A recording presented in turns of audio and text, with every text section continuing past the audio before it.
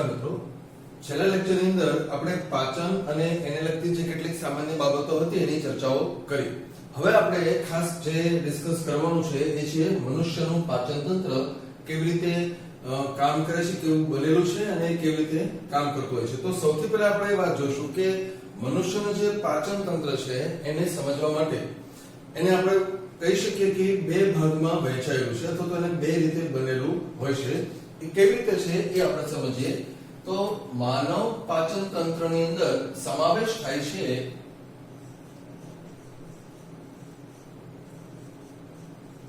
પાચન માર્ગ. સૌથી પહેલો જે ભાગ આવે છે એ છે પાચન માર્ગ અને બીજો જે ભાગ છે એ છે સહાયક પાચક ગ્રંથિઓ.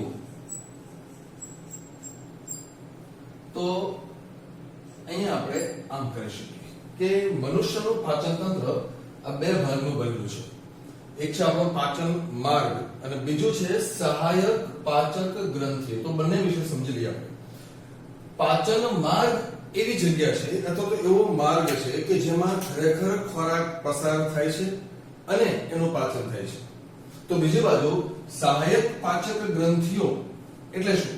તો કે આ એવા અંગોનું બનેલું છે, એવા અંગો છે આપણા શરીરના કે જેમાંથી ખરેખર ખોરાક પસાર નથી થતો. આ ભાગ એવા છે કે જે પાચન માર્ગની બહાર આવેલા છે, પરંતુ પોતાના સ્ત્રાવની મદદથી, એ પોતે સ્ત્રાવ કરે છે, ગ્રંથિઓ છે એટલે સ્ત્રાવ જ કરે છે, પોતાના સ્ત્રાવની મદદથી એ પાચન માર્ગની અંદર જે પાચન થતું હશે એમાં હેલ્પ કરે છે. એને આપણે સમજવા માટે આ રીતે બતાવી શકીએ. દાખલા તરીકે આપણો જે પાચન માર્ગ છે એને આમ બહુ રેન્ડમલી આમ બતાવીએ. ધારો કે આ પાચન માર્ગ છે. મનુષ્યનો પાચન માર્ગ બંને છેડેથી ખુલે છે એટલે એને આપણે સંપૂર્ણ પાચન માર્ગ એવું નામ આપીએ છીએ. તો અહીંયા જોઈએ, ધારો કે આ જે છે એ છે મુખદ્વાર છે અને અહીંયા મળ દ્વાર આપણે બતાવીએ.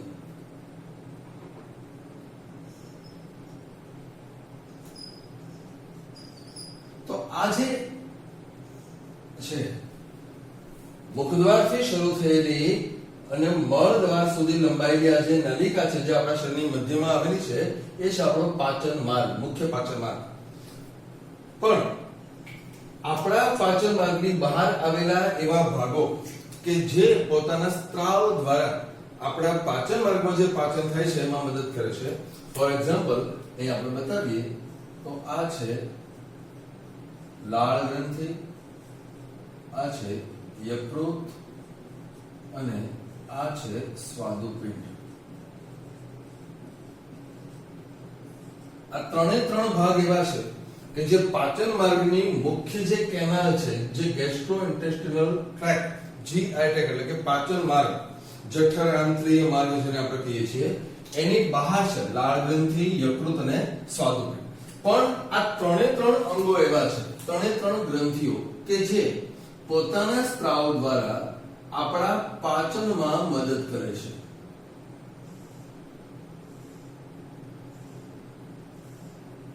પરિણામ એવું આવે છે કે આ જે ત્રણ ગ્રંથિઓ છે એ પોતે પોતાનો સ્ત્રાવ કરે છે.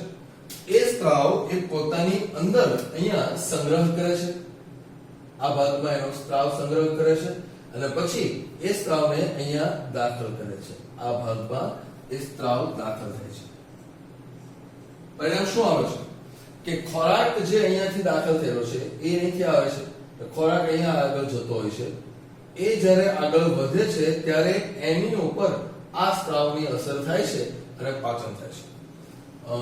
લાળ રસ, પિત્ત રસ અને સ્વાદુ રસ, આ ત્રણ પ્રકારના રસ એ આ સહાયક પાચક ગ્રંથિઓ જે આપણા મેઇન ટ્રેક, મેઇન પાચન માર્ગની બહાર આવેલી છે એના દ્વારા સ્ત્રાવ પામતા હોય છે. આપણે એના વિશે પણ બધું જ સમજવાનું આવશે.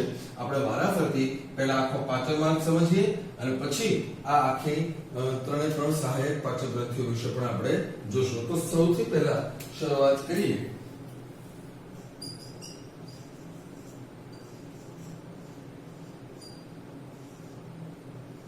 મુખ.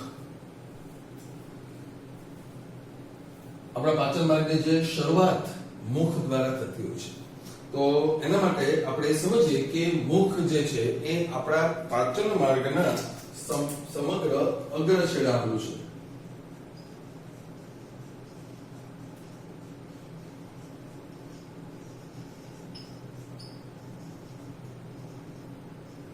પાચન માર્ગના અગ્ર છેડે આવેલું છે, એટલે અગ્ર એટલે આગળનો છેડો.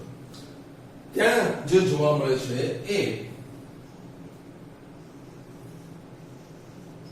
મુખ દ્વાર વડે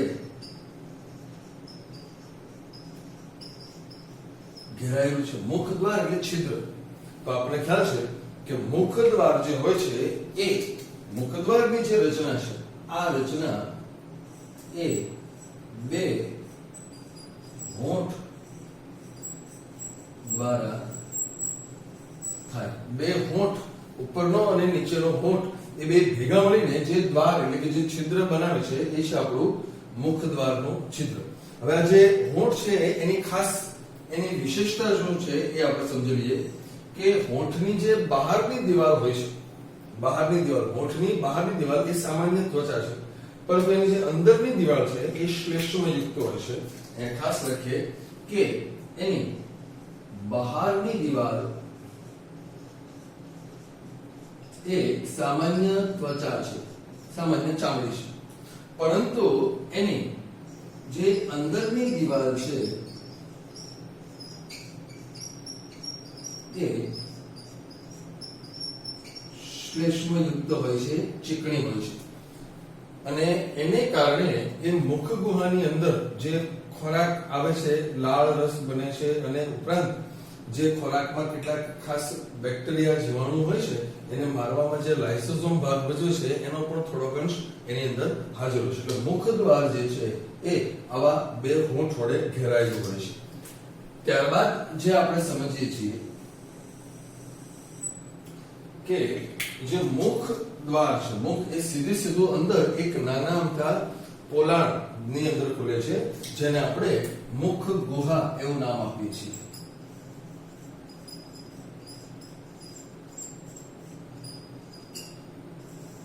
મુખ ગુહા. તો એના માટે આપણે સમજી શકીએ કે મુખ એ મુખ ગુહામાં ખુલે છે. મુખ પોતાની અંદર એ મુખ ગુહાની અંદર ખુલતું હોય છે. તો હવે આપણે ચર્ચા કરીએ મુખ ગુહા વિશે. મુખ ગુહા એટલે એક પ્રકારનું પોલાણ છે કે જેની આગળની તરફ છિદ્ર છે. આપણું જે મુખ છે એ અહીંયાથી ખુલ્લું છે, મોઢું, અને પાછળ બધી બાજુ પેક છે. તો મુખ ગુહા જે હોય છે એની જે મેઇન રચના છે એ કેવી હોય એ આપણે સમજીએ. તો મુખ ગુહામાં ખાસ આપણને જે જોવા મળે છે એ આમ છે કે એમાં આપણને જોવા મળે છે મુખ ગુહાની છત ઉપર જે પોલાણ છે એની ઉપરની તરફ આપણને જોવા મળે છે મુખ ગુહાની બાજુઓ, બાજુ એટલે સાઇડ્સ, બધી સાઈડમાં, અને છેલ્લે આપણને જોવા મળે છે મુખ ગુહાનું તળિયું. આ ત્રણ રચનાઓ એ આપણે મુખ ગુહાના સંદર્ભમાં જોવાની થશે. એની છત, એની બાજુઓ અને એનું તળિયું. તો મુખ ગુહાની જે છત છે એને આપણે સામાન્ય રીતે નામ આપીએ છીએ તાળવું. મુખ ગુહાની છત તાળવા વડે બનેલી છે. બાજુ જે છે એ ગાલ વડે બનેલી છે. આપણે જે ગાલ છે એ આપણી મુખ ગુહા જે વચ્ચે છે એની બે બાજુ, જે બે બંને સાઈડ છે, અને એનું જે તળિયું છે એ જીભ અને અધોહનુ એટલે કે નીચલું જડબું. અધોહનુ એટલે નીચલું જડબું. તો આપણી જે મુખ ગુહા છે એની છત તાળવા વડે બનેલી છે, એની બાજુઓ ગાલ વડે બનેલી છે, અને એનું તળિયું જે છે એ જીભ અને નીચલા જડબા વડે રચાયેલું હોય છે. તાળવાની વાત કરીએ આપણે તો આપણને જે ખ્યાલ આવે છે એ આ છે કે તાળવામાં એના બે વિભાગો છે. શરૂઆતનો જે ભાગ છે એ છે સખત તાળવું, અને એની પાછળ જે છે એ છે નરમ તાળવું. આપણું જે મુખગુહા છે એની અંદર આપણે જો તરત ઉપર આવે નથી તો સખત ભાગ છે, તો એ સખત ભાગ એટલે સખત તાળું છે, પણ એની અંદર તરફ છેલ્લે જઈએ તો ત્યાં નરમ તાળું છે. અહીંયા જે વાત છે એ શું છે કે જો મુખગુહાને ખોલીને જોવામાં આવે તો આપણે ખ્યાલ આવે કે એની આ નરમ તાળું જે છે એમાં એક નાનકડો ભાગ શંકુ પ્રવર્ધ આવેલો હોય છે. શંકુ પ્રવર્ધ આવેલો છે. આ શંકુ પ્રવર્ધ નું જે ખાસ કાર્ય છે એ છે મોઢામાં જે ખોરાક છે એને ઉપર નાસિકા કોટરમાં જતો અટકાવે. આપણે એને બે રીતે સમજીએ. દાખલા તરીકે જે ખુલ્લી મુખગુહા છે એ આમ છે,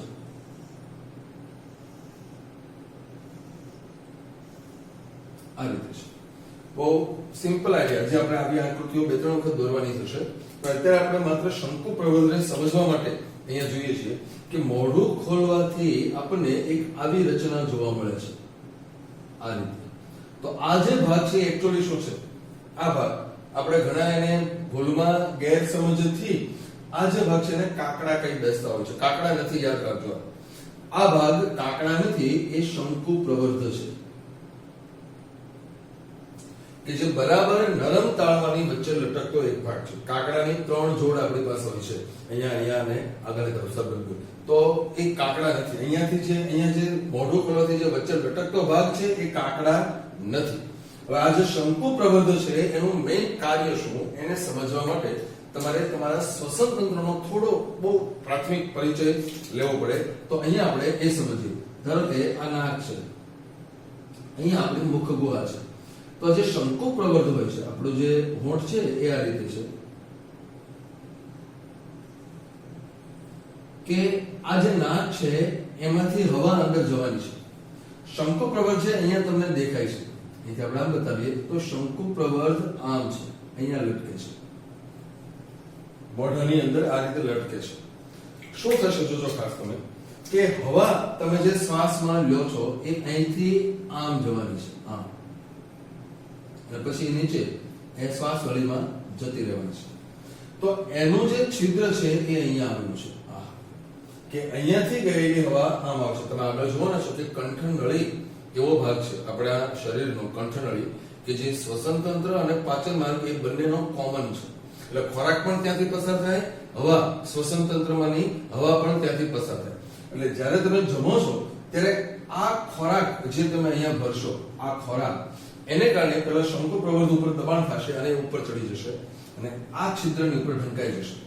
જ્યારે આપણે શ્વસન તંત્રની વાત કરીશું ત્યારે આની આખી મિકેનિઝમ પણ સમજશું, પણ અત્યારે આપણે ખાલી એટલું જોઈએ કે શંકુ પ્રવર્ધ જે છે એનું મેઇન કામ આ છે કે ખોરાક જ્યારે મોઢામાં ભરવામાં આવે છે ત્યારે એ આગળ ઉપર જઈને ખોરાકને ઉપર તરફ જતો અટકાવે છે. નીચે તરફ જતો અટકાવવા માટે પણ એક વિશિષ્ટતા છે જેને આપણે આગળ ઉપર ઘાટી ઢાંકણ એવું નામ આપશું.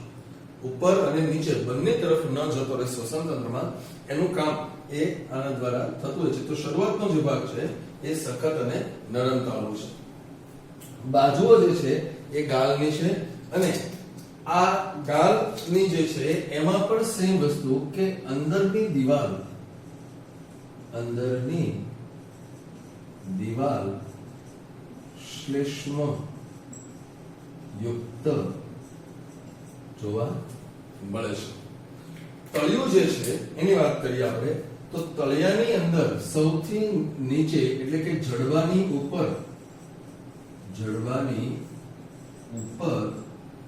એક નાનું મોટું હાડકું આવેલું છે કે જેને આપણે દ્વિત અસ્થિ એવું નામ આપીએ છીએ. દ્વિત અસ્થિ ઉપર જીભ ગોઠવાયેલી હોય છે. તો આવી જીભ ત્યાં આવેલી હોય છે. આપણે જીભ વિશે પણ ખૂબ ડિટેલમાં જોશું. સૌથી અગત્યની વાત એ છે કે આપણા મુખગુહાની અંદર બંને જડબામાં પેઢા આવેલા છે અને એમાં દાંત આવેલા છે. એટલે આપણા દાંત વિશે પણ આપણે ચર્ચા ખાસ કરવાની થશે.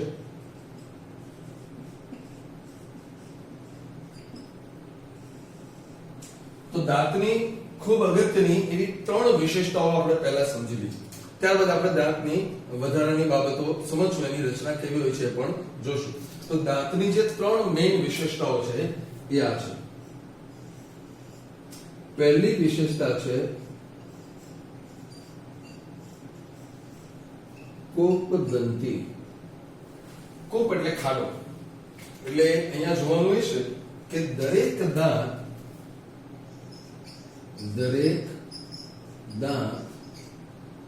એ આપણા જે એની રચના જ્યારે સમજીએ ત્યારે વધારે જોઈશું કે દરેક દાંતના બે મૂળ હોય છે. દરેક દાંત પોતાના બે મૂળ વડે પેઢામાં બનેલા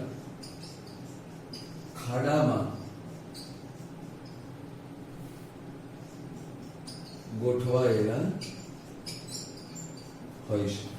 અને કૂપ એટલે ખાડો, એટલા માટે આપણા દાંતને કહેવામાં આવે છે કૂપદંતી. બીજી જે છે લાક્ષણિકતા એ છે દ્વિવાર દંતી, અથવા એને કહેવામાં આવે છે પ્રતિસ્થાપી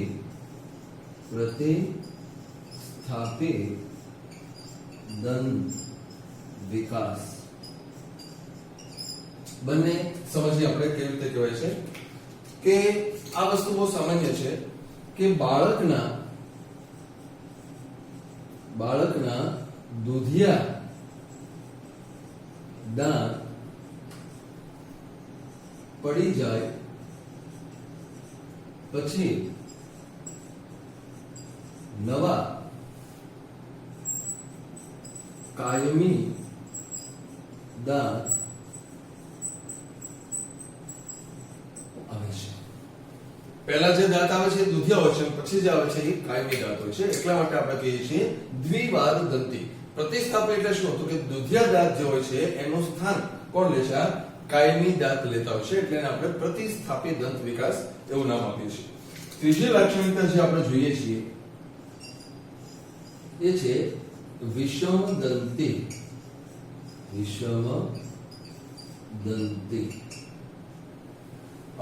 વિષમદંતીનો અર્થ શું થાય એ સમજીએ. તો આપણા બંને જડબામાં 16 એટલે કે કુલ 32 દાંત આપણી પાસે છે. પણ યાદ રાખો કે આ 32 દાંત એક સરખા નથી, એમાં ડિફરન્સ છે. કેવી રીતે એની વિશે આપણે જોઈશું, પણ અત્યારે ખાલી એના નામ આપું છું. છેદક દાંત, રાક્ષી દાંત, દાઢ, અગ્રદાઢ, આ બધા નામ તમે સાંભળેલા છે. તો એ બધા જ દાંતની બેઝિક આંતરિક રચના જુદી સમાન હોવા છતાં બહારથી એના કાર્ય મુજબ એ અલગ અલગ છે. એટલે કે અહીંયા આપણે લખીએ કે બધા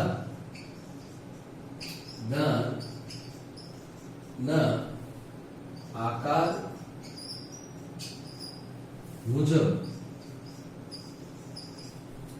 અલગ અલગ કાર્ય કરે છે.